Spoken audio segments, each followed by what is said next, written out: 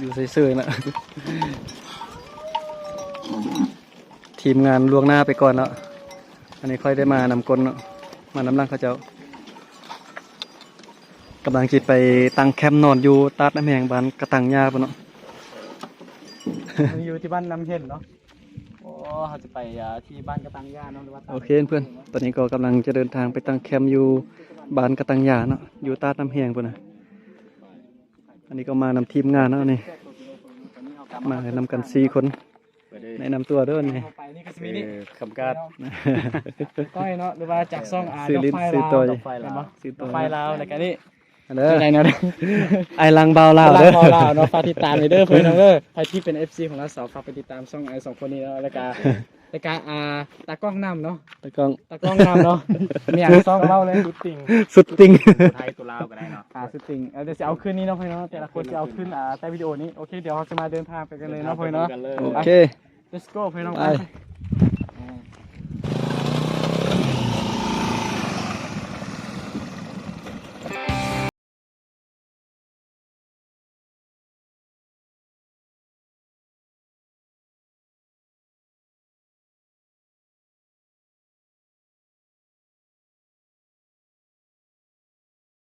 ก็ได้มาฮอดที่ตาดน้ำแห้งแล้วเด้อตอนในทีมงาน แต่ว่ายังท่าตืมคนนึงน่ะท่าไอ้ต้อยเรายังมาบ่ฮอดเทื่อนี่นะมานำคนดัง2 คนเนาะอันนี้จะเป็นลาวเศร้าเบาลาวเนื้ออันนี้ก็จะเป็นสุดติง มาจากกรุงเทพแล้วนี่เนาะ ตำเหนียน เขมิ้นนู่นว่ะเบิ่งแต่แว่นตาก็ฮู้แล้ว ไกรตะบงเบือกกลาง มานำทีมงานเอามื้อนี้ไปเที่ยวตาดน้ำแห้งนะเด้อด้านล่างพุ่นน่ะสวัสดีคุณจะไปไหน โอ้มาแล้วคนเรากำลังขี่รถจักรมาพวกเนาะขับรถมอเตอร์ไซค์มานำทีมงานวันนี้จะมาตั้งแคมป์เอาชีวิตรอดเนาะ ชีวิตรอดมาเขาสิรอดวะ บูว่าชีรอดหรือบ่ตอนนี้มานอนอยู่ตาดน้ำแหงนะอุปกรณ์ตั้งแคมป์มื้อนี้ ยังมีอีกสั้นนี่เขาคอยสั้นเพิ่งคุณโดดได้เนาะมัน สันติซ่องโดดเลย โดดได้ แต่บ่กล้าโดดแล้วตอนนี้เจ็บขา ย่านมันเนียน โอเคนี่มาฮอดแล้วทีมงานเจอผู้หนึงไอ้ต้อยมาฮอดแล้วตอนนี้ มาเหมือน4 คนเนาะไอมา4 คนเนาะมื้อนี้ ตายมา4 คน โอเคเดี๋ยวพายางเล่นแถวลุมนี่กันเนาะให้ทีมงานให้เป็นพระเอกนะคนดังที่สุดในตอนนี้ แล้วถ่ายเพื่อนเราไปสิถ่ายถือว่า อันนี้จะเป็นตรวจเนี่ยเฮ็ดคอนเทนต์ตลกที่สุดแล้วเนี่ย เขาแบบเป็นตัวเด่นที่สุดไงเขาเป็นคนดังไงก็ต้องแบบเป็นตัวเด่นไงแบบเขาเจ้าทายแบบไปเบิร์ดแล้วเขาก็ต้องเขาก็ตั้งทายแตกต่างกันของอื่นเนาะจากกับเจ้าโดดเนาะเขาเจ้าบอกล้าโดดเขาโดด ถ้าเบิ่งเด้อเราจิกาโดดหรือบ่โดดตาน้ำแห้งนี่ โอ้ยระดับแล้วขอให้ FC กดไลค์กดซับสไครต์ซับหัวสินค้าแล้วกับคนแล้วกับซีมเบิ่ง บ่ธรรมดาเนาะคำคมมันโอเค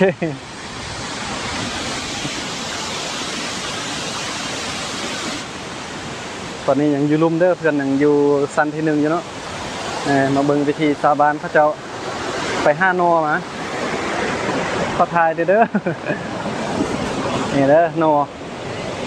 อันนี้เป็นนอยังนี่นอไหล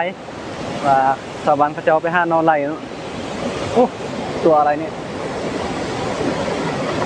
ไป5 นอไหลมันแล้วก็มาล้างน้ำเนาะนี่เป็นวิธีชีวิตสาบานพระเจ้าอยู่บ้านกระตังยาอันนี้ที่เป็นตาดน้ำแหงตอนนี้ยังอยู่ซันที่1ยังบ่ได้ขึ้นไปซันที่2เทื่อ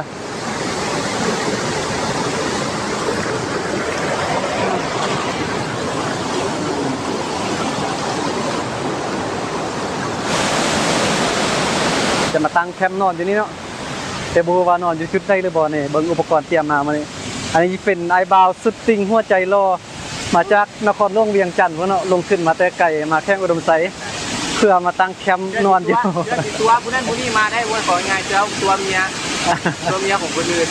เบิ่งอุปกรณ์นี้ยังได้มื้อนี้เตรียมมาถ่ายนะบ่ธรรมดาเนาะเบิ่งกองเรา ธรรมดาเนาะ โอ้ ต้องให้ FC เป็นสปอนเซอร์ให้ เตรียมครบสุดบ่ธรรมดามาแต่เมียงนครหลวงพุ่นเนาะแต่เวียงจันทน์พุ่นน่ะ คำเมียนมา ที่จริงเขาบอกความลับนี่ญาติเขาไปจับเพราะเขาเฮ็ดในแบบบ่ถึกเลย เบิ่งตาน้ำเพียงเท่าไปทางคุณบ่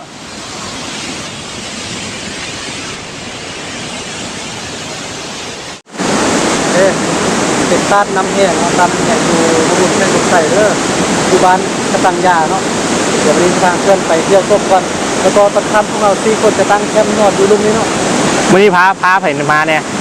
วันนี้ก็มานำทีมงาน4 คน 4 คนยิงผู้สาวบ่ ผู้สาวบ่มี ผู้สาวบ่ยังมานำเนาะ FC ว่าอยากเห็นโดดน้ำว่าซั่น โอ้เดี๋ยวจังไว้เกียร์ซีโคตรให้เบิ่ง เดี๋ยวจะพาไปเบิ่งลาเศร้าแล้วไปเบิ่งนำคนดัง คนดัง มานำคนดัง คนดังค่อยกระดังคือการดังไฟ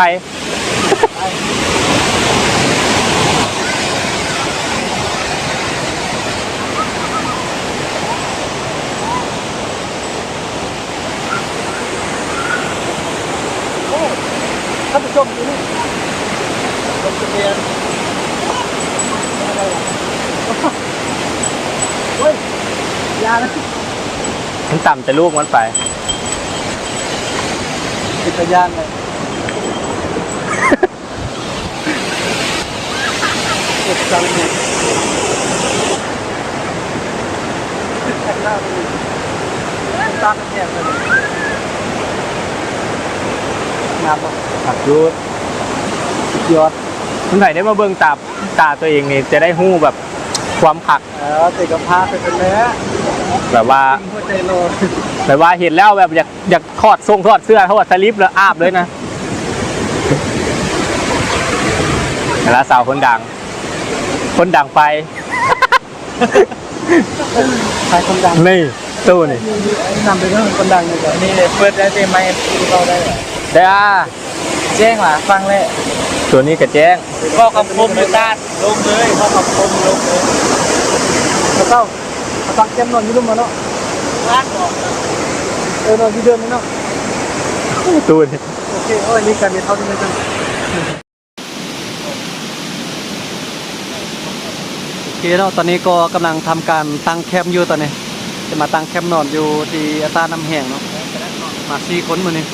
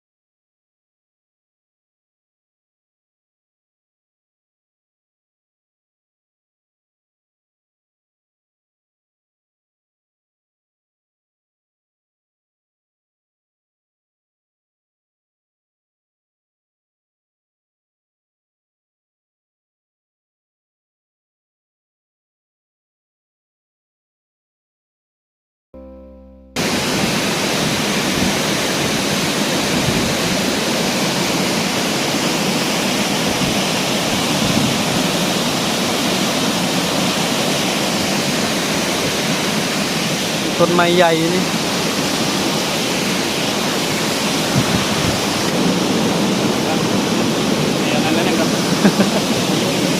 เอาบรรยากาศนางชมวิว เอาเบียร์มาเย็นบ่ตอนนี้เพราะพอดีเหมาะจะนั่งพอดีเงียนเลยตอนนี้ยอดเนาะตอนนี้ อวยน้ำเนาะแต่ว่ายุบบองจะให้เบื่อแต่ว่าอยู่ตอนนี้นี่อวยน้ำแล้วมันปิวทั้งเข้ามาเนาะหรือว่าเป็นหมอกน้ำเนาะ เป็นหมอกน้ำเป็นละอองน้ำเลยอย่างนี้เที่ยงเราคอยข้อภัยเด้อบ่ได้ใส่ไม้ตอนนี้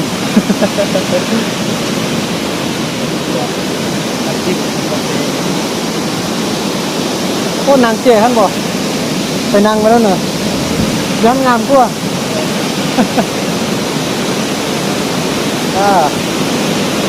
เปลี่ยนบนนั่งบนนี่นะโอ้พอดีเหมาะลองนั่งเนาะ ตั้งแต่ ลงนอนเลย เป็นคลองแล้วล่ะนะ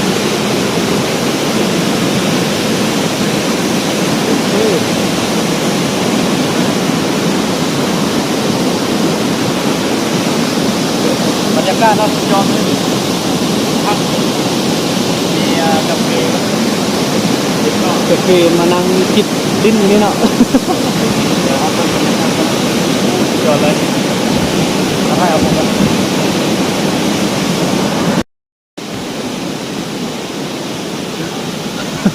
คือทางได้ดี จับเรากันได้สบายดีสบายดีสบายดีเนาะมาจับ เขาอยู่นำแบบว่าทีมงานด้วยคุณภาพต้อง ตัวที่ดี ต้องแหละเป็นของได้เหรอต้องดอกไฟลาวดอกไฟลาวดอกไฟลาว บอกไหวเรา ดอกไฟลาวเฮ็ดเกี่ยวกับไทย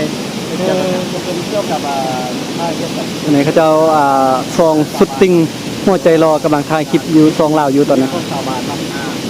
ฝากติดตามไว้ด้วยเนาะ ติดตามเลยเด้อตรงไม้ตรงไม้ เด้อนี่มาจากซองอายลังเบาเล่าเด้ออย่าลืมเข้าไปติดตามเด้อฝากติดตามเด้อ เขามาเบิ่งว่าไอ้หลังหรือว่าทีมงานของเขาเนาะ2-3 คนว่าเขาสิรอดบอลเขาถึงว่าเขาต่อตายเขาเลยไปเบิ่งเนาะ Let's go บ่ธรรมดาโอ้ต้นไม้ใหญ่พวกเรานอนอยู่กองต้นไม้ใหญ่ตอนนี้นะสุดยอดเนาะมื้อนี้กลางเต็นท์นอนอยู่นี่เบิ่งเข้าไปเบิ่งเมียงไหนนี่มีผู้สาวน้อยบ่โอ้บ่มีหยังเถื่อ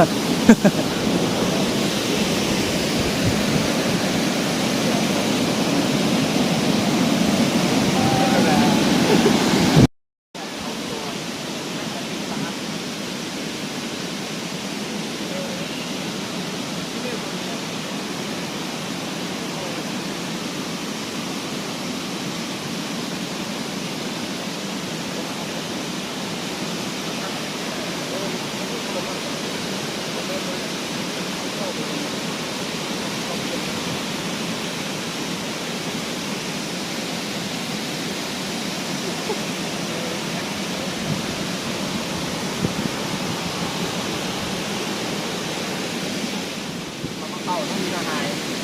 เสือที่เขาดังไฟเป็นนั่นแหละ2 ชั่วโมงก็ยังบนจริงเนาะนอกจากเนื่องจากว่าลมมันแห้งเกินไปโอ้โหจริงผมเองจริงผมเองพี่ยอดใส่ตัวเด้อพี่กดไลค์กดแชร์ก็เพื่อนกันว่าตัวรอดเราต้องการเยอะกันนะ แล้วก็มีละอองน้ำปิวมาตลอดเนาะลมแห้งนะตอนนี้ก็ ไฟมอดตลอดตอนนี้ก็เริ่มดังไหมกินได้กินตอนนี้บุหูอยากกินข้าวตอนนี้อันนี้ไอ้บ่าวมาเตยเวียงจันทน์นี่ก็สิลาบเราบอกว่านี่นะบ่ลาบเถอะ เวลาเรียกนี่แหละครับนะขายดี เรื่องอยู่ เจ๊ปัญหาคืนนี้นี่มีลมเนาะ มีลมแล้วก็มีฝุ่นมีละอองน้ำลมแห้งแล้วตอนนี้พากันนั่งบังลมอยู่นี่ ปัญหาตอนนี้เด้อโบมีผู้สาว ดังไฟนี่ไล่เทื่อแล้วเด้อนี่ดังมอดเลยนี่ ใช้เอาอันนั้นแหละมาซื้อมัน ลุกแล้วก็มอดนี่นะมีลมแห้ง นี่เนาะ มีลมแล้วจะได้กินบ่มื้อนี้นี่ สู้ๆ เบิ่งอาหารการกินนี่ก่อน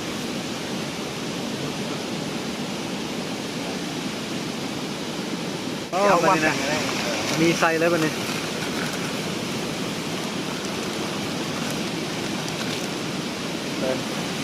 ยำจัมโบ้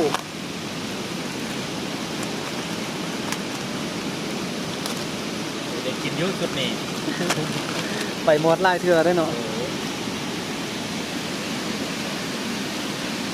เดี๋ยวอยากเบิ่งอันมือกองนี้ผู้ใดไฟใส่กับกองนี้ผู้ใดคือเม่นมดเดียวกันเลย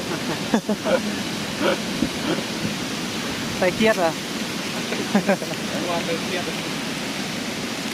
เขาว่าไปเครียดวะ ใส่เจ็ดอ๋อ ก็โดนมันตายยัง ตรงนี้เลย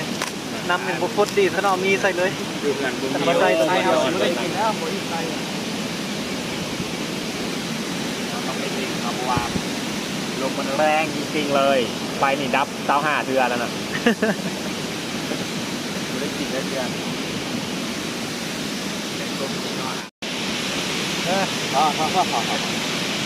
มีสุกแล้วตอนนี้นะได้กินแล้วเนาะมื้อนี้นะ พอ โอ้น้ำพรยกมือ ว้าว บ่พรไปได้ดิเดี๋ยวพอกัน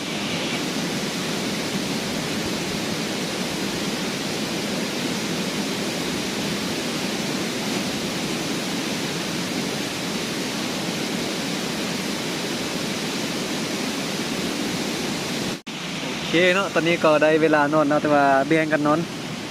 ไปกับไอ้ต้อยกับมานอนนำกันเนาะเลื่อมตานิดนึงเด้อเพราะผมบ่มีแล้วนอนแบบนี้เนาะนี่ก็พื้นแข็งๆเลย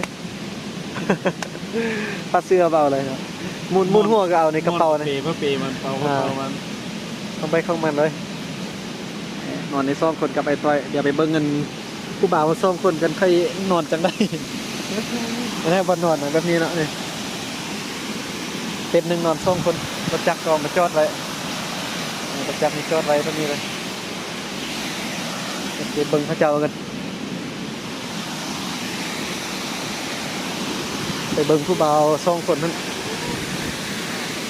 จะเอ๋จังได้ผู้บ่าวซ่องคนเลย ใช่ไหม ใช่ไปเอาปนกันบ่ได้เลย กินนวดเลยเนาะ เป่าปนกันเต้ โมเมนต์ใส่เรื่องเนาะบ่าวใส่เรื่องจะได้ คือนวดครั้งแรกเราพอเนาะเนาะ ครั้งแรกเนาะให้กลางเต้นนอน สบายบ่เอานี่นัดแบบสิ่งท้าทายตัวซี่แหละอยู่ในเมืองมีผู้สาวน้อยเด้ พาปูพาอย่างเลยมีอย่างเลยดินสดๆเลยเรานี่ เบิ่งขมุนหัวเด้อมุนหัวแต่ได เอาเสื้อมาอยู่มันยากเด้อเป็น สลิปกางเกงในขมุนหัว เอ้ยเด็ก อันนี้ก็มาใต้เวียงเนาะในเมืองเป็นจะได้ในเมืองนี่ ผู้ในเมืองนี่ทุกสบายดีมีตัวนี้ไอ้เอาตุ๊บเอาออกเมื่อก่อนนี้นอนแบบ โอ้โหเนาะ กวนเป็นอย่างดอก สัมภาษณ์คนในเวียงจันทน์นี่อยู่เวียงนี่เป็นจะได้ในเมืองนี่ สบายวะ สบายโพดเนาะ ถูเสื้อที่เย็นสบายมานี่ก็ เปลี่ยนบรรยากาศ เที่ยวบรรยากาศก็ถือว่าโอเคเป็นประสบการณ์ โอเค ที่ เนาะคือว่าบ่มักความสบายเนาะ มักทุกข์มักยาก โอเค เอาเจอกันตอนเช้า ตอนปฏิพี่ลอก โอเคฮิตอันนี้ยุงเข้าละโอ้นอนอยู่แคมป์น้ำเนาะนี่ก็จะเป็นต้นไม้ใหญ่เด้อนี่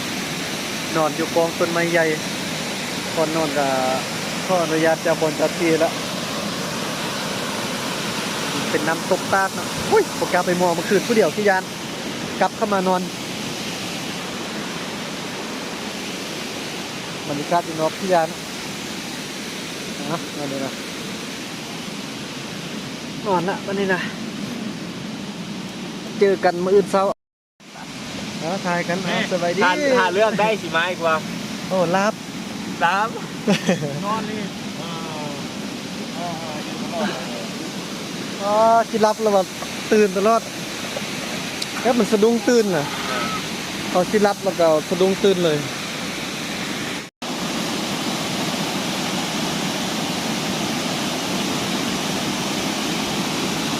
บรรยากาศตอนเช้าเด้อเพื่อนๆสบายดีตอนเช้าเนาะตื่นเช้ามาแล้วตอนนี้ไปล้างหน้าล้างตาก่อน เล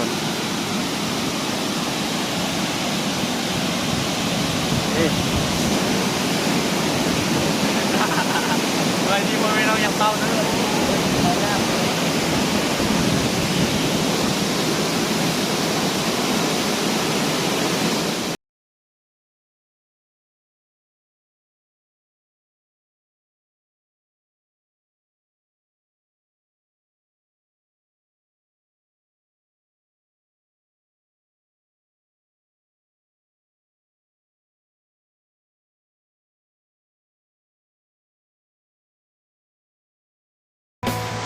โอเคสบายดีตอนเช้าเนาะ1 คืนผ่านไปไวคือคิดตัว 1 คืนผ่านไปด้วยดีเนาะวันนี้ เดี๋ยวจะไปถามแต่ละคนว่า เมื่อคืนนี้เป็นอย่างไรนอนรับกันหรือบ่แต่ว่าซ้ำเราค่อยนี่นอนบ่รับเลยเมื่อคืนนี้วันนี้เพื่อนๆนี่ นอนอยู่กองต้นไม้ใหญ่เนาะเมื่อคืนนี้เจอดีเลยนอนบ่รับเดี๋ยวไปจะได้ความรู้สึกนะ นะเป็นจะได้ความรู้สึกนอนเมื่อคืนนะเป็นจะได้ ความรู้สึกเมื่อคืนนี้เราไม่ได้นอนเลย บางยอนนะ โอ้โคตรเลย ฟันยังเลยบอก ผมไม่ได้ฝันเลยกินซื้อแท้นี่แหละ ชิมาถึงบอกกันเนี่ย มายังไงก็ต้องมาเพราะว่ามันเป็นวิถีชีวิตนะธรรมชาติเราต้องทำใจ เปลี่ยนรสชาติชีวิต อย่างซึมผู้หนึ่งสวัสดีครับ เป็นยังไงบ้างครับ เกาหลีครับสวัสดีพ่อน้องป้า เป็นยังได้เหรอ ไม่ได้นอนคืนนี้ ไม่ได้นอน มาตื่นนอน12 โมงแล้วก็1 โมง3 โมงหลายเทื่อตื่นนอนนะพ่อน้อง นอนอะไรกันนอนบหลับ นอนบ่หลับนอนบ่ห ไป ลับ มารับตอน3 โมง บ่หลับเลยไอ้ดี ตอน3 โมงไปมารับตอนนึ เจ้าง ที่เฮ็ดเส้นในวันนี้เลย โดนแล้วโดนเจ้าทีเล่นงานแล้วพอเนี่ยพวกเรานอนอยู่กองต้นไม้ใหญ่เนี่ยเนาะเนี่ยอันนี้เป็นกองเป็นต้นไม้ใหญ่อย่างซึมผู้หนึงเนาะไอ้ต้อยเราไปซากมาชื่อหลังบ่มาเถอะยังบ่มาตอนนี้ก็จะเป็นบรรยากาศตอนเช้าโคตรหนาวเลยเมื่อคืนนี้ทั่วนอนบ่รับเลยหนาวบ่ได้นอนเมื่อคืนเนาะวังเวง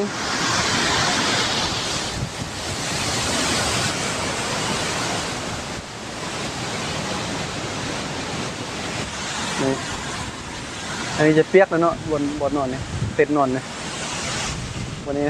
น้ำมอกเข้าวันถึงนี่ นอนบ่รับเลยบรรยากาศก็เป็นตะยานเนาะนั่นนะคักบ่เมื่อคืนนี่ พักถ้าเลือกมาได้ก็อยากมาอีกคือเก่านะเพราะว่าบรรยากาศมันโคตรได้ เมื่อคืนนี้ที่ว่า2 คนเขาเจ้านี่บ่ลุกมาเลย อันนี้สุดติงหัวใจรอกับลาเศร้ากับลาเศร้าบาวเหล่าเนื้อนี่เมื่อคืนนี่บ่ลุกออกมาเลยเนาะ บ่ได้ยินเสียงเลย เสียงเลยนอนเลย ว้าครับสุดยอด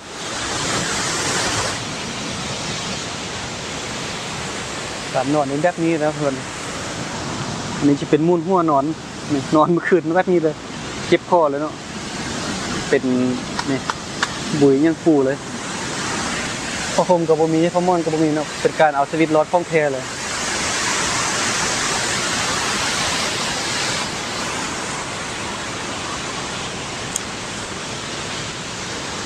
หนาวเพื่อนตอนอยู่เฮือนนี่มันอากาศร้อนนะบ่คิดว่ามานี่มันจะหนาว ก็เลยว่าบ่ได้เตรียมผ้าม่อนบ่ได้เตรียมโฟมบ่ได้เอาเสื้อกันหนาวบ่ได้เอาเสื้อกันหนาวมา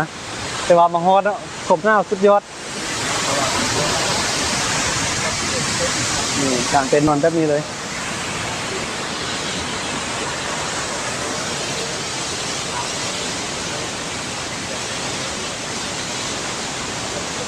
บรรยากาศตอนเช้า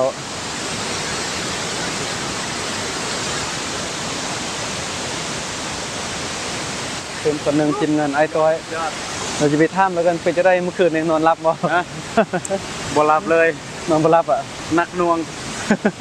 เป็นจะได้คล่องดีอ่ะ เจอของดี เจ้าทีมา5เนาะ ที่มายามาทักทาย ทีมงานก็ครบแล้วตอนนี้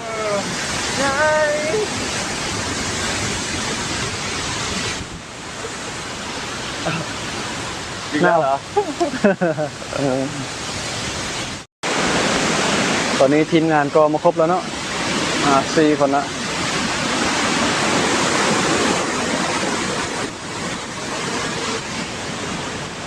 เก็บภาพ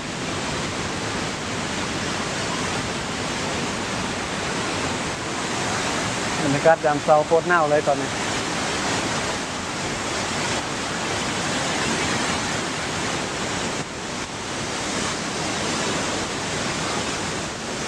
กินแล้วพอตรงเนี้ยเรา กินแล้วก็ต้องเนียนไว้ เหมือนอยู่กินแล้วก็ต้องเนียน มองสถานะเรามันเป็น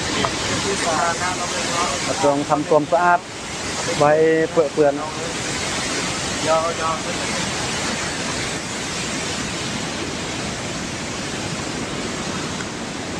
โอ้มีฮอตฟองเบียร์วะเนาะ เบิ่งบุมดเมื่อวานนี่ยังครึ่งหนึง อันนี้เดี๋ยวผมวันที่จะเดี๋ยว ดังไฟบุลุกเบิ่งไม้นี่นะบ่ไม้จังเลย จริงก็แล้ว ชิมเลยละ โอเค นี่ทำความสะอาดเคลียร์พื้นที่ก่อนเอาเลยโอเคเนาะพ่อแม่น้องตอนนี้เรากลับมาสุขสวัสดีบรรยากาศตอนเช้าโคตรดีหลายเนาะพ่อแม่น้องเนาะซึ่งตอนนี้เรากะวิทยาสมควรนะเนาะเราจะต้องไปจากลาเลยเนาะพ่อแม่น้องตอนนี้จะต้องพอเราทั้งหมดก็ต้องขอกับคำว่าคิม นี่ ซี่ ก็เอากาจะออกเดินทางกลับบ้านนะน้องเพื่อนน้องก็โอ้ม่วนหลายเพื่อนน้องคลิปนี้น้องม่วนหลายม่วนหลาย นายในเมื่อคืนนี่นอนบนรับ แม่นอนบ่รับ กันหน้าจะได้มา ไป กันหน้าเด้อ เนาะกลับมาเองน้องเพื่อนโอเค จะกลับมาถ่ายคลิป พวกเขาก็พอจบเพียงเท่านี้น้องเนาะจะได้จะตามคลิปต่อไปเนาะ อย่าลืม ลง ติดตามได้เด้อ เดี๋ยวพบกันในคลิปหน้าน้องเพื่อนน้องสำหรับคลิปนี้พวกเราก็ต้องขอลาไปก่อนเนาะสบายดีแล้วเพื่อนบายเนาะ